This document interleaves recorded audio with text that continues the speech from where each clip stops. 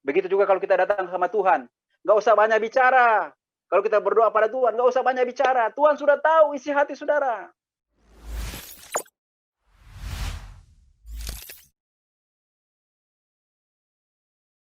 Saudara dan saudari yang terkasih dalam Tuhan, hari ini kita ingin berbicara, merenungkan satu tema yang saya kira menarik untuk kita renungkan di saat-saat sulit seperti sekarang kita alami, yaitu ketika kita berada di bawah kungkungan pandemi COVID-19 ini. Tema itu adalah kita memahami kehendak Tuhan di saat pandemik ini. Saya kira tema ini bagus untuk kita renungkan, untuk meneguhkan iman kita, untuk menguatkan iman kita, untuk membesarkan iman kita, untuk kita tetap selalu optimis dan percaya bahwa mendung tidak selamanya kelabu. Derita tidak selamanya berakhir dengan kesia-siaan. Tapi sebagai orang percaya, sebagai orang beriman kepada Allah, kita belajar untuk menemukan apa kehendak Allah di balik peristiwa-peristiwa kehidupan kita, khususnya di balik penderitaan, di balik pergumulan, di balik malapetaka, di balik pengalaman-pengalaman sulit seperti yang sekarang kita ini alami, yaitu COVID-19 ini. Karena saya sendiri merasa bahwa menemukan kehendak Allah dalam pengalaman-pengalaman yang indah itu gampang. Mengalami dan menemukan pengalaman akan kebaikan Tuhan dalam pengalaman yang menyenangkan hati kita, itu sangat menggembirakan. Dan itu sangat mudah kita mengerti kehendak Tuhan dalam pengalaman-pengalaman yang indah. Seperti kesuksesan, keberuntungan, kita punya usaha meningkat, anak-anak kita semua sukses, hidup rumah tangga kita berjalan seperti yang kita harapkan. Gampang kita mengatakan Tuhan itu baik, Tuhan itu ada di sana, Tuhan itu tinggal bersama kita. Ini seperti pengalaman Petrus, Yakobus, dan Yohanes. Waktu dibawa ke Gunung Tabor, ketika mereka menyaksikan kemuliaan Tuhan, mereka dengan serentak berkata, Tuhan, alangkah bahagianya kami ada di sini. Dirikan 3 kemah di sini. Satu untuk engkau, satu untuk Musa, satu untuk Elia. Petrus mengungkapkan itu karena mereka merasa sangat bahagia. Karena memang mereka melihat dengan mata kepala sendiri sebuah pengalaman yang tidak pernah terbayangkan, yaitu betapa indahnya ada memandang Tuhan yang mulia. Tapi ketika mereka turun di kaki gunung dan melihat Yesus yang akan sengsara masuk Yerusalem, Petrus pun akhirnya sedikit menyangkal. Petrus pun akhirnya sedikit menolak. Karena Petrus tidak mampu melihat rencana Tuhan, tidak mampu melihat kehendak Allah, tidak mampu melihat bagaimana kasih Allah itu dinyatakan dalam pengalaman-pengalaman yang pahit, yaitu ketika Yesus menderita di kayu salib. Mungkin pengalaman itu menjadi pengalaman kita. Dulu sebelum COVID-19, usaha kita itu bagus, perkembangannya bagus. Tapi sekarang setelah COVID-19, mungkin kita termasuk orang-orang yang di PHK. Mungkin keluarga kita termasuk orang-orang yang goncang. Mungkin usaha kita termasuk usaha yang goncang. Atau bahkan kita termasuk orang yang sudah tutup usaha karena memang COVID-19 ini. Karena tidak bisa banyak hal kita buat di saat-saat seperti ini. Mungkin kita orang yang dulunya berkata, Tuhan engkau begitu baik. Tuhan engkau begitu luar biasa. Tuhan engkau begitu mengasihi kami. Tapi mungkin sekarang kita termasuk orang yang meragu-ragukan Tuhan. Yang tidak percayakan kuat kuasa Tuhan. Mengapa? Tuhan, kami ini sudah berdoa. Tuhan, kami ini sudah percaya kepadamu. Kami sudah melayani engkau. Tapi mengapa engkau tidak mampu menolong kami di saat sulit seperti ini? Atau bahkan kita termasuk orang-orang yang mungkin di rumah kita barangkali suka menyanyi lagu ya. Tuhan, masih kau mau kau mendengarkan doaku. Tuhan, masihkah gerangan sembahku kau terima? Karena apa? Kalau kita menyaksikan selama 6 bulan ini, kita benar-benar berada dalam situasi yang memang tidak nyaman, tidak menyenangkan, bahwa iman kita pun tergoncang. Kita sudah nggak bisa masuk gereja, sudah nggak bisa komuni menerima tubuh secara langsung. Kita pun doa hanya seperti online seperti ini. Kita tidak bisa lagi keluar-keluar sebebas kita. Semua waktu sudah harus diatur, harus jaga jarak, harus pakai masker. Semua yang berarti pun kita mulai tinggalkan karena memang kita tidak mampu melakukan lagi segala sesuatu. Dulu kita sering ke salon, sekarang kita sudah jarang ke salon kan? Dulu kita suka garis di sini, sekarang sudah nggak bisa. Dulu pakai lipstik mahal-mahal, sekarang sudah nggak bisa pakai lipstik karena tertutup masker juga. Sudah tidak kelihatan. Dan lain sebagainya. Jadi teman-teman sekalian, saudara dan saudariku terkasih, saya ingin mengajak kita semua pada malam hari ini untuk mari kita belajar menemukan kehendak Allah dalam pengalaman-pengalaman yang sulit. Karena ini jauh lebih indah. Karena hidup kita akan terasa indah kalau kita sudah mampu menemukan Allah dalam pengalaman kesulitan kita. Ya. Ketika dalam pengalaman sukacita kita menemukan Allah, alangkah lebih indah lagi kalau engkau mampu menemukan kehendak Allah dalam pengalaman sulit. Sama seperti Yesus. Waktu dia buat banyak mujizat, waktu dia di Gunung Tabor, kemuliaan Tuhan menjadi nyata bagi dia. Tapi alangkah indahnya kemuliaan Tuhan terjadi ketika dia wafat di salib. Yaitu ketika dia harus mengalami peristiwa penderitaan di kayu salib. Nah, teman-teman yang terkasih, saudara-saudaraku yang dikasih Tuhan, saya mau katakan pada awal dari renungan ini adalah bahwa Allah kita ini seorang desainer besar. Seorang desainer agung. Dia mempunyai, ya, dia punya rancangan besar tentang kehidupan kita, ya. Dia punya rancangan yang begitu indah untuk kehidupan kita. Dia sudah merancang sedemikian kehidupan kita supaya hidup kita itu benar-benar hidup dalam damai sejahtera. Hidup dalam kelimpahan rahmat dan berkat. Itulah rancangan Allah untuk hidup kita. Kalau kita baca dalam Yeremia 29, saya bacakan Yeremia 29 dengan sangat bagus dikatakan begini. Yeremia 29 ayat 11 dikatakan begini. Sebab aku ini mengetahui rancangan-rancangan apa yang ada padaku mengenai kamu. Demikianlah firman Tuhan, yaitu rancangan damai sejahtera, bukan rancangan malapetaka atau kecelakaan, untuk memberikan kepadamu hari depan yang penuh harapan. Ingat saudara, ini rancangan besar dari Tuhan. Ya, grand designer ini. Tuhan adalah seorang desainer yang luar biasa. Dia merancang hidup kita yaitu untuk damai sejahtera. Untuk hidup yang kekal. Bukan rancangan kecelakaan. Tapi rancangan yang penuh harapan. Yaitu hidup bahagia bersama dengan dia. Baik di sini maupun nanti ketika kita punya siar di dunia ini berakhir. Nah, namun dalam merancang kehidupan manusia itu. Dalam merancang kebahagiaan manusia itu. Dalam merancang harapan manusia itu. Tuhan menempatkan peristiwa-peristiwa tertentu dalam hidup kita. Sama dengan kalau kita membangun rumah kan, kita undang desainer. Saya mau rumah seperti ini. Dia mulai gambar. Dia taruh ruang tamu, dia taruh ruang tidur, dia taruh ruang makan, dia taruh toilet, dia taruh dapur, kemudian kita bilang taruh taman, dia kasih taman. Ini adalah peristiwa-peristiwa. Ini adalah bagian-bagian yang dibuat oleh seorang desainer untuk membuat rumah Anda itu indah. Rumah Anda itu menarik. Kita bayangkan kalau rumah kita itu kamar tamu semua. Kita bayangkan kalau rumah kita itu kamar tidur semua. Kita bayangkan kalau rumah kita itu toilet semua. Kita bayangkan kalau rumah kita itu kamar makan semua. Pasti tidak indah. Pasti tidak bagus. Pasti tidak menarik. Tapi seorang desainer akan mengatakan rumah Bapak ini, rumah saudara ini akan bagus. Kalau di sini ruang tamunya, di sini ruang tidurnya, di sini ruang makannya, di sini toiletnya, di sini tamannya yang diisi dengan kolam, dengan pohon A, pohon B, pohon C, taruh kerikil-kerikil sedikit, maka akan menjadi indah. Jadi, saudara-saudari, saya mau katakan Allah itu merancang masa depan kita yang damai sejahtera itu, yang penuh harapan dengan gugusan peristiwa-peristiwa seperti ini. Dengan gugusan masalah-masalah seperti ini, yang terkadang tidak kita mengerti maksudnya. Tetapi Tuhan sekali lagi tidak pernah merancang malapetaka untuk kita. Sekali lagi COVID-19 ini bukan berasal dari Tuhan. Ini adalah titisan, adalah peristiwa-peristiwa yang terjadi dari kehidupan manusia.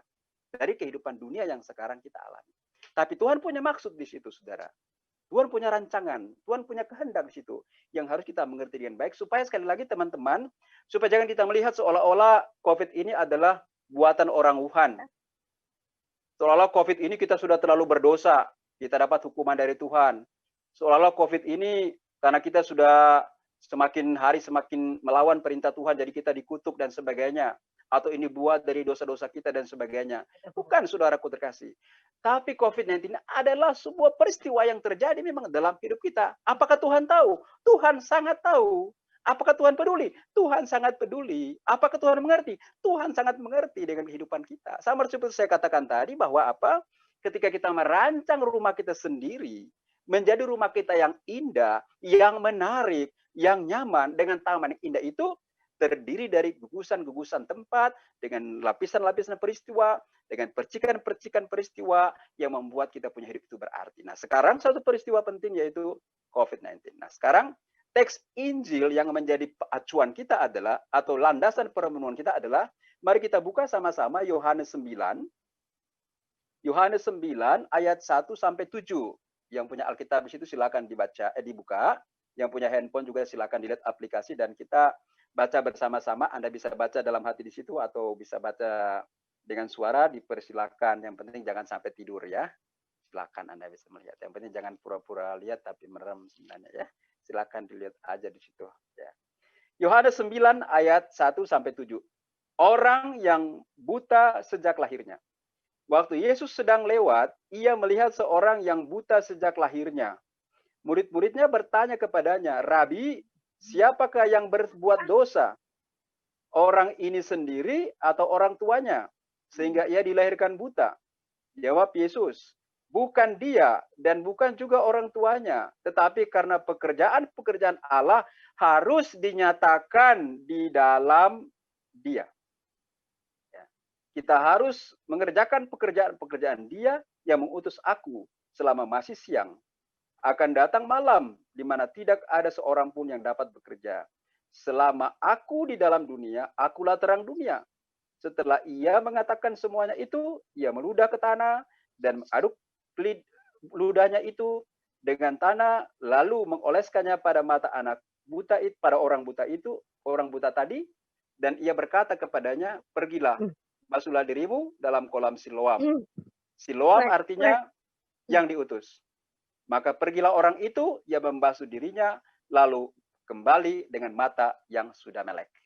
Nah, saudara-saudari, kita melihat sebuah kisah yang sangat bagus di situ. Ya. Ada seorang yang terlahir buta. Murid-muridnya berpikir orang ini dia buta mungkin karena kutukan. Karena dosanya sendiri atau dosa orang tuanya sampai dia lahir buta. Tapi Tuhan katakan bukan. Bukan dosanya, bukan juga dosa orang tuanya. Tapi biarlah dia terlahir demikian supaya kuasa Allah, supaya pekerjaan Allah, supaya kasih karunia Allah, supaya rencana Allah nyata di dalam dirinya. Jadi teman-teman yang baik, sekali lagi saya mau katakan, di balik peristiwa pandemi COVID-19 yang sekarang mengurung kehidupan kita manusia selama kurang lebih 6 bulan ini, Tuhan mau menyatakan kepada kita sekalian sebuah rencana yang indah. Agar kita itu benar-benar di balik peristiwa ini mampu menemukan dan melihat kehendak Allah dalam hidup kita. Mampu melihat kuat kuasa Allah dalam hidup kita. Mau melihat bagaimana Allah itu punya kasih dalam hidup kita yang tidak hanya datang lewat pengalaman-pengalaman yang menyenangkan saja, tetapi kasih Allah itu nyata juga dalam pengalaman-pengalaman yang pahit, yang tidak menyenangkan seperti yang kita alami saat ini. Kita bisa bandingkan pengalaman orang-orang Israel, ya. Orang Israel waktu dibawa oleh Tuhan keluar dari Mesir menuju ke tanah terjanji. Ketika mereka berada di padang gurun itu, mereka itu kecewa dan mengeluh kepada Tuhan dan kepada Musa. "Mengapa engkau pimpin kami, engkau bawa kami di tempat ini? Apakah engkau buat kami mau binasa? Kami di tengah-tengah sini tidak ada makanan, tidak ada air. Apakah engkau mau biarkan kami mati di tempat ini?" Apakah Tuhan menjawab seruan mereka? Tidak. Tapi sebaliknya Tuhan beri mereka ular beludak. Dan ular itu pagut mereka semua. Pagut, dan mereka semua mati. Nah, ketika mereka semua mengalami pengalaman itu, mereka datang pada Musa. "Musa, berserulah pada Tuhan. Kami ini sudah berdosa, sudah menghujat Allah, berserulah pada Tuhan supaya Tuhan lepaskan kita dari cobaan ini." Kemudian Musa pergi sama Tuhan. Dia berdoa sama Tuhan, kemudian Tuhan bilang, "Kalau begitu Musa, kamu buat satu ular, ya, tembaga dan taruh di tiang, tinggikan dia, supaya apa? Supaya ketika orang dipagut ular, memandang ular tembaga itu, dia tidak akan mati." Artinya apa, saudara terkasih? Di tengah-tengah pengalaman sulit seperti itu, ketika orang merasa jauh dari Tuhan, ketika merasa Tuhan meninggalkan mereka, Tuhan itu tidak kemudian dengan serta-merta menolong, tapi Tuhan mengajak umat Israel untuk semakin dekat dengan Tuhan. Jangan balik menghujat Tuhan. Jangan balik mempersalahkan Tuhan. Jangan lari dari Tuhan, tapi dekatkanlah dirimu pada Tuhan, supaya kalau engkau meninggikan Dia, engkau akan diselamatkan. Jadi saudara-saudariku yang terkasih dalam Tuhan, kalau kita katakan apakah ini dosanya orang Wuhan, kita dapat COVID-19? Bukan. Apakah ini salah kita dapat COVID-19? Bukan. Tapi peristiwa ini memang sudah terjadi. Tuhan mengetahui peristiwa ini supaya apa? Supaya kuat kuasa Allah menjadi nyata dalam hidup kita. Supaya kita semakin meninggikan Tuhan, semakin melihat Allah di atas segala-galanya. Mungkin selama ini kita sudah terbuai dengan keindahan rumah kita, dengan kehebatan penghasilan kita, dengan kehebatan pekerjaan kita, dengan kemegahan dunia dan sebagainya. Kita mulai lupa akan Tuhan. Kita merasa hidup kita sudah di atas angin. Kita sudah merasa hidup ini memang seolah-olah milik kita sendiri saja. Tuhan kembalikan kita untuk runduk sejenak di hadapan Dia untuk melihat, ingat, Tuhan adalah Allah yang punya kuasa. Kita lihat di balik COVID-19 ini, orang yang banyak duit pun tidak mampu selamatkan jiwanya, meninggal. Pastor pun ada yang terpapar COVID-19 juga pergi juga. Awam, orang-orang berada, ekonominya bagus pun terpapar, para dokter pun terpapar. Tidak ada pun yang bebas dari paparan COVID-19. Dan kalau dia memapar kita, memang langsung kita tutup mata. Ketika COVID-19 terjadi, kita punya mobil mewah, kita parkir di rumah, nggak bisa bawa. Ketika COVID-19 terjadi, kita punya tas mewah, kita taruh di lemari, nggak bisa bawa. Kita punya jam tangan mahal, kita taruh di lemari, nggak bisa pakai. Kita punya sasak rambut, kita simpan, nggak bisa pakai. Semua yang mewah-mewah, semua yang indah-indah, semua yang berharga kita simpan di lemari untuk mengingatkan kita bahwa itu semua tidak ada faedahnya selain tinggikan dan agungkan Tuhan dalam hidup saudara. Jadi teman-teman sekalian, di balik pandemi COVID-19 ini ada kehendak Tuhan yang harus kita renungkan dan kita temukan, yaitu belajar untuk selalu mengagungkan Tuhan, memuliakan Tuhan, membesarkan namanya, dekatkanlah hidupmu padanya. Kita memang butuh harta, kita butuh rumah, kita butuh uang, kita butuh pakaian, kita butuh makanan yang enak-enak. Tapi ingat, itu bukanlah segalanya dalam hidup manusia. Yang menjadi segalanya dalam hidup kita adalah Allah saja, yaitu Tuhan saja. Tuhan hanya menegur kita dengan pengalaman sekecil saja. Hanya dengan sebuah mister yang namanya COVID atau Corona ini, yang tidak terlihat. Belum ada orang melihat bentuk dari Corona itu, nggak ada orang melihat. Kecil sekali. Bahkan dia melekat pada tubuh kita pun kita nggak tahu. Tetapi bayangkan Mr. X ini bisa meruntuhkan kehidupan manusia. Bisa mengobrak-arik seluruh dimensi hidup kita manusia. Termasuk kehidupan beriman pun, kehidupan beragama pun, diobrak-abrik oleh yang namanya Mr. COVID-19 ini. Untuk mengingatkan apa, saudaraku terkasih, manusia itu terlalu rapuh, terlalu ringkih di hadapan Tuhan. Itu kemarin teman kami, Pastor MSC itu meninggal. Saya bukan karena penyakit ini ya. Hanya saya mau katakan ringkihnya manusia di hadapan Tuhan. Kami itu misa, kemarin kan 60 tahun misa, teman pastor kami membiara 60 tahun. Itu berdiri itu romo kami, kemudian saya di pinggirnya, kemudian ada romo satu lagi di pinggirnya. Sementara bacaan Injil dia mulai gini, mulai miring ke depan, mulai terbang. Tiba-tiba teman dia. Kami tahan dia, dudukin dia. Dudukin dia masih ngomong. Terus kita bawa keluar sebentar. Ambil mobil bawa ke rumah sakit ke rumah sakit Karolus, baru ambil mobil sudah membiru wajahnya. Begang nadinya sudah nggak ada, dalam perjalanan sudah nggak ada. Saya mau katakan kepada teman-teman sekalian, betapa rapuhnya manusia. Betapa ringkihnya manusia. Betapa kecilnya manusia. Ternyata apa yang kita punyai tidak bisa menyelamatkan hidup kita. Apa yang kita punyai tidak akan mungkin membentengi hidup kita. Karena itu teman-teman sekalian, COVID-19 ini memberi pesan Tuhan untuk kita, marilah kita dekatkan hidup kita kepada Tuhan. Ada cara berbicara Tuhan. Ada cara merancang Tuhan dalam hidup kita. Yaitu peristiwa seperti ini. Supaya kita semakin hari, semakin dekat dengan Dia. Ini pesan pertama. Jadi, ini kehendak Tuhan pertama ya, di balik COVID-19 ini. Supaya kita semakin mendekatkan hidup pada Tuhan. Kehendak Tuhan yang kedua, di balik COVID-19 ini yang harus kita temukan adalah, agar kita itu semakin mencintai keluarga-keluarga kita masing-masing. Sekarang kita tuh dikurung. di rumah.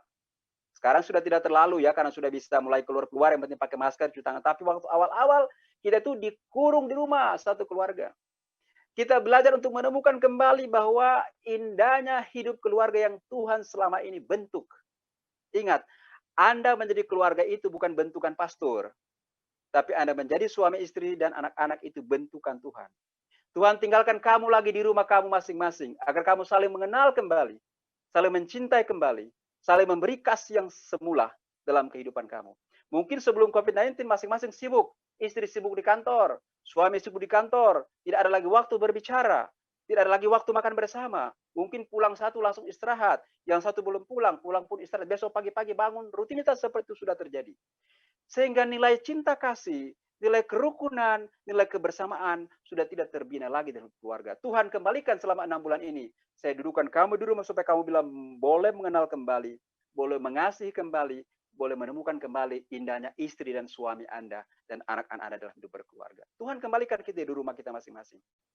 Nah, teman-teman, saudara-saudari, saya mau katakan, selama COVID-19 ada 5 pasang datang untuk mau konsultasi. Konsultasi apa? Bukan konsultasi untuk bersatu, untuk perceraian.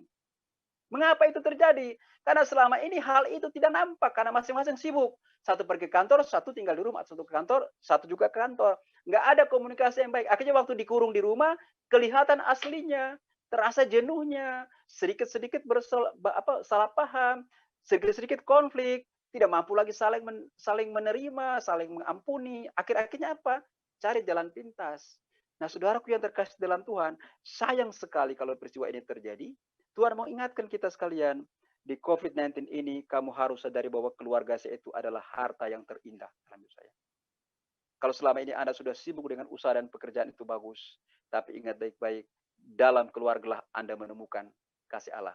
Keluarga adalah gereja kecil. Ya. Gereja kecil. Anda menemukan Tuhan dalam keluarga. Anda menemukan kasih dalam keluarga. Anda menemukan rancangan kebahagiaan Tuhan dalam keluarga. Keluarga adalah surgamu sendiri. Karena itu, saudaraku terkasih, di COVID-19 Tuhan ingatkan kehendaknya supaya engkau mencintai keluargamu. Kehendak Tuhan yang ketiga di balik COVID-19 yang harus kita temukan adalah betapa berharganya dirimu dan diri saya dalam hidup ini. Kita terlalu berharga di mata Tuhan. Maka itu Tuhan beri kita pelajaran supaya kita jaga tubuh kita ini. Jaga kesehatannya.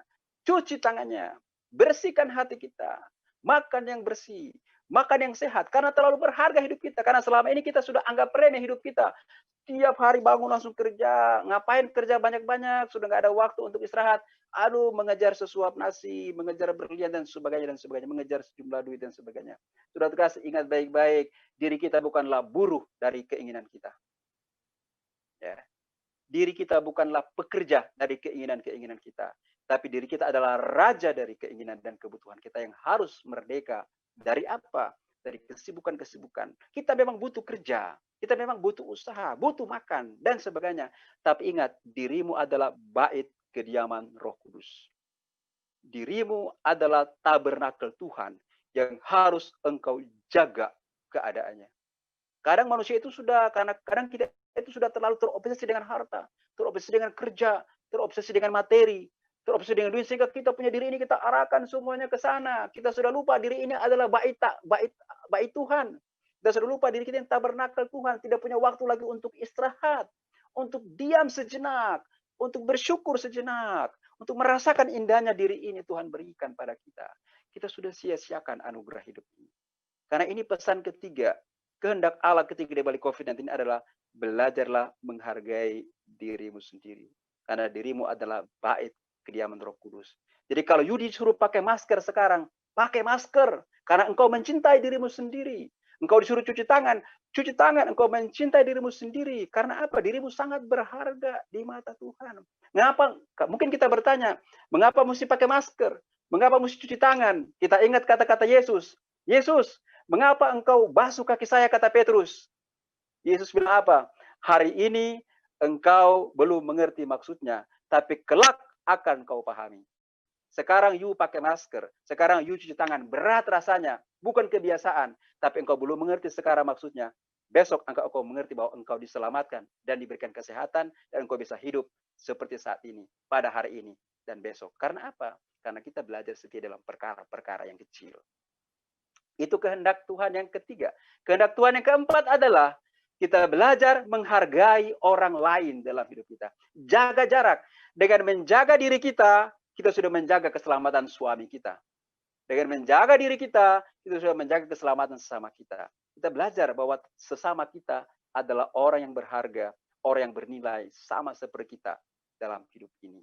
Ini penting, teman-teman sekalian, saudara-saudara, karena betapa kita melihat nilai manusia sekarang rendah banget. Ya, nilai manusia. Kita lihat di televisi, baca di koran, kasus-kasus pembunuhan, kemarin penembakan di Kelapa Gading dan sebagainya. Terasa itu sudah begitu rendah itu nilai manusia. Sudah rendah itu martabat manusia. Bahkan istri kita pun kadang yang berharga kita jadikan budak di rumah. Kita nggak hargai di rumah. Anak-anak kita pun kita nggak hargai di rumah. Sayang sekali. Mereka adalah pribadi yang sama seperti engkau. Yang sama seperti saya. Yang membutuhkan penghargaan dari Tuhan. Injil tadi mengingatkan kita sekalian. Pada waktu siang bekerjalah. Karena waktu malam nggak ada orang kerja. Selama saya di dunia, saya menjadi terang kepada Anda. Artinya apa? Selama hidup kita ini kita jaga baik-baik, you akan menjadi terang bagi banyak orang. Selama hidup kita jaga, kamu akan menjadi berkat bagi suami, akan menjadi berkat bagi istri, berkat bagi anak-anak. Nah, beberapa bagian terakhir dari renungan saya ini adalah, saya mau katakan misalnya soal 3 ciri selama COVID-19 ini. Pertama yaitu social distancing. Jaga jarak. Saya sendiri merenungkan begini. Hari ini Rasul Paulus berbicara kepada jemaat di Tesalonika. Paulus itu bilang begini, ini Rasul Paulus bagus. Ternyata zaman Paulus juga ada jaga jarak. Ini Paulus mana sebentar ya. Rasul Paulus juga hari ini berbicara tentang jaga jarak rupanya ini. Sebentar saya lihat. Nah ini. Paulus katakan begini, dia ternyata juga mengajarkan tentang jaga jarak ini Paulus. Ini. Agar kalian menjauhkan diri dari setiap saudara yang tidak melakukan pekerjaannya dan tidak mau menurut ajaran yang kamu terima. Nah, teman-teman, saya mau katakan jaga jarak. Jaga jarak bagus. Paulus ingatkan begini, hendaklah kita itu jaga jarak. Jaga jarak kepada apa? Kepada orang-orang yang membuat kelaliman, kepada orang-orang malas, kepada orang nggak mau kerja, kepada orang-orang yang mau menang sendiri, kepada orang-orang yang makan tapi nggak mau kerja. Artinya orang-orang yang tidak mau berkorban, tapi hanya berbahagia di atas penderitaan orang lain. Paulus katakan, you harus jaga jarak. Social distancing harus ada. Kita mesti jaga jarak. Ya, jaga jarak. Terlebih kalau you melihat ada saudara-saudarimu yang nggak patuh pada protokol kesehatan, you jaga jarak. Karena apa? Engkau hidup dengan orang-orang yang tidak patuh. Paulus katakan, jauhi mereka. Karena apa? Karena engkau hidup bukan dari kuat kuasa manusia, tapi you hidup dari kuat kuasa Allah yang menyertai engkau. Ini penting. Jadi soal jaga jarak itu Tuhan mau ingatkan kita sekalian supaya mari kita jaga jarak terhadap dosa. Mari kita jaga jarak terhadap kelaliman. Mari kita jaga jarak terhadap kemalasan. Mari kita jaga jarak terhadap kesombongan. Karena apa? Di COVID-19 ini banyak orang-orang juga tuh jadi sombong juga. Karena merasa dia punya kehidupan di atas angin, nggak goncang apapun juga. Jadi merasa dia orang besar, orang hebat. Atau bahkan sebaliknya orang menjadi lalim. Orang menjadi jahat. Banyak perampokan. Banyak pembunuhan di mana-mana. Hanya karena orang kekurangan masalah misalnya ekonomi dan sebagainya. Ini memang menjadi masalah. Sehingga kita memang harus jaga jarak. Artinya jaga jarak itu dalam bahasa Kristiani, kalau perenungan saya adalah kita mendengarkan suara hati kita.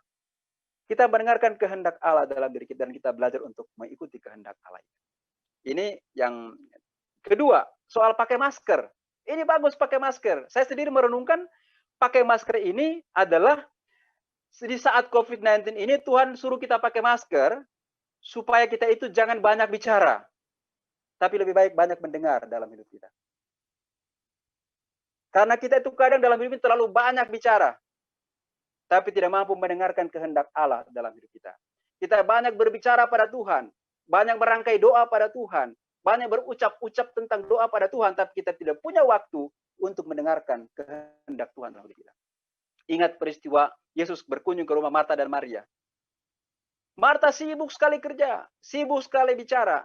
Dia tidak punya waktu lagi untuk seperti Maria duduk di hadapan Yesus dan mendengarkan perkataan dan kehendak Tuhan. Saudaraku terkasih dalam Tuhan, COVID-19 ini Tuhan mengajak kita untuk belajar mendengarkan kehendak Tuhan. Mulut kita ditutup dengan masker, supaya kalau kita bicara, bicara secukupnya. Kalau kita bicara terlalu banyak akan ngos-ngosan, akan habis nafas.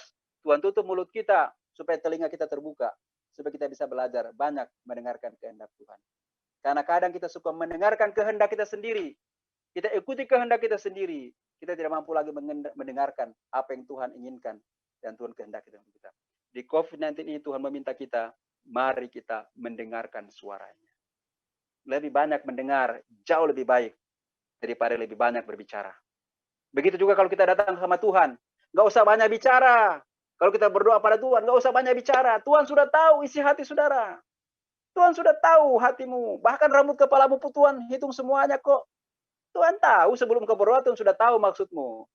Jadi lebih baik kalau you berdoa datang, kunci tangan, Tuhan, bersabdalah hambamu mendengarkan. Dengar apa Tuhan sampaikan.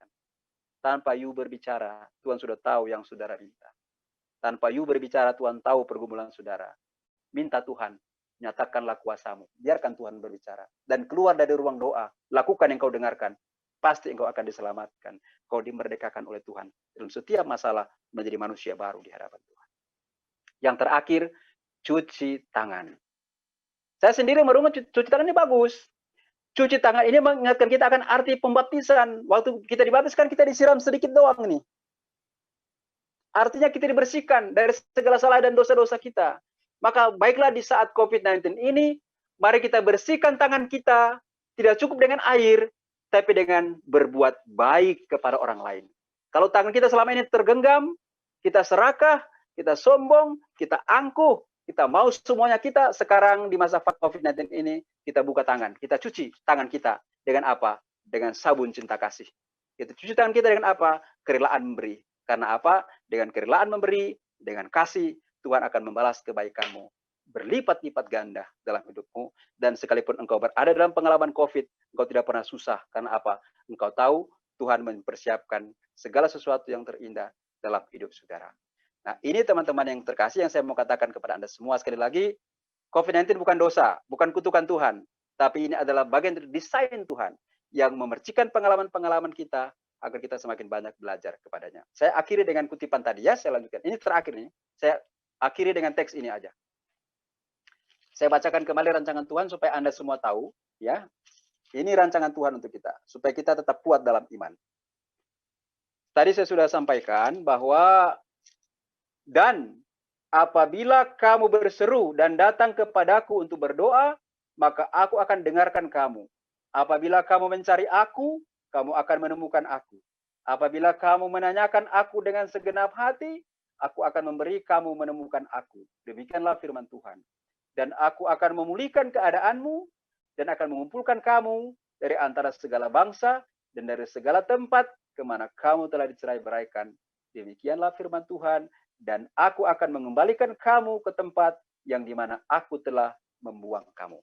Ini janji Tuhan. Ini rancangan Tuhan untuk kita sekalian. Sekali lagi teman-teman semua, ingat baik-baik, di balik COVID-19 ini ada berlipat-lipat ganda, ada bertubi-tubi, ada begitu banyak kelimpahan rahmat Tuhan yang harus kita temukan. Jangan berkecil hati, jangan kecewa, jangan meragukan Tuhan, tapi hendaklah imanmu semakin hari semakin bertambah di balik peristiwa ini, karena disitulah engkau akan merasakan betapa indahnya hidup ini. Ya. Marilah kita berdoa. Dalam nama Bapa dan Putra dan Roh Kudus. Amin. Tuhan beserta kita sekarang dan selama-lamanya. Tuhan Allah Bapa kami yang Maha Pengasih dan Penyayang, laiklah kami naikkan pujian, syukur dan limpah terima kasih kepadamu karena Engkau telah merancang hidup kami dengan begitu indah. Engkau merancang masa depan yang penuh harapan. Rancangan damai sejahtera Engkau siapkan untuk kami semua anak-anak-Mu. Namun dalam menempuh rancangan-rancangan-Mu yang indah itu, Engkau menurunkan, Engkau menitipkan peristiwa-peristiwa yang harus kami alami dalam hidup kami. Baik peristiwa susah maupun peristiwa sukacita. Baik derita maupun kemenangan dalam hidup kami. Biarlah dalam pengalaman-pengalaman suka dan duka hidup kami semakin mampu untuk belajar menemukan kehendak-Mu dalam hidup kami. Kami tidak hanya belajar menemukan kehendak-Mu dan mensyukuri kehendak-Mu dalam pengalaman-pengalaman yang indah dalam hidup kami. Namun mampukanlah kami, ajarlah kami untuk menemukan dan mensyukuri anugerah-anugerah-Mu, rancangan-rancangan-Mu yang indah di saat kami mengalami peristiwa-peristiwa yang tidak menyenangkan, peristiwa-peristiwa yang penuh dengan pergumulan, bahkan derita dalam hidup kami. Allah Bapa kami di surga, malam hari ini kami telah belajar untuk menemukan kehendak-Mu di balik COVID-19 yang sekarang masih mengungkung kehidupan kami. Kami percaya kehendak-Mu selalu terindah untuk kami. Engkau mau mengajak kami di balik peristiwa ini untuk selalu memuji Dikau, mengagungkan Dikau, mengandalkan Dikau, menyerahkan hidup kami dan pergumulan kami hanya kepadamu. Kau mengajar kami mencintai dan mengasihi keluarga kami masing-masing. Kau mengajak kami merenungkan dan mencintai pribadi kami masing-masing. Kau mengajak kami mengasihi sesama kami. Dan terlebih Engkau mengajak kami untuk seperti Maria, mendengarkan kehendak-Mu dalam hidup kami. Membersihkan diri kami dari dosa, dan membuka hati kami, membuka tangan kami untuk berbuat baik dalam hidup kami.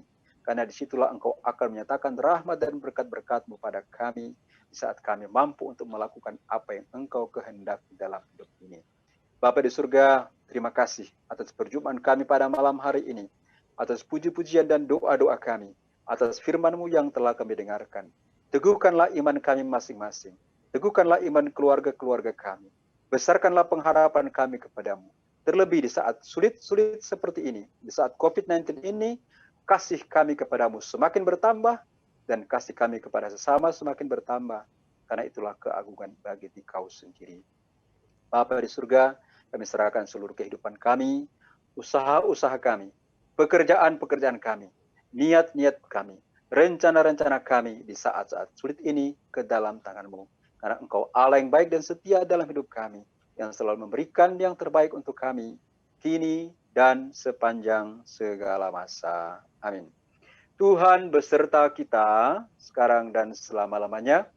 Semoga kita semua, khususnya dalam masa-masa sulit ini, dalam seluruh hidup, usaha, pekerjaan, dan niat-niat baik kita masing-masing, senantiasa dilindungi, dikuatkan, disertai dengan berkat Allah yang Maha Kuasa, Bapa dan Putra dan Roh Kudus.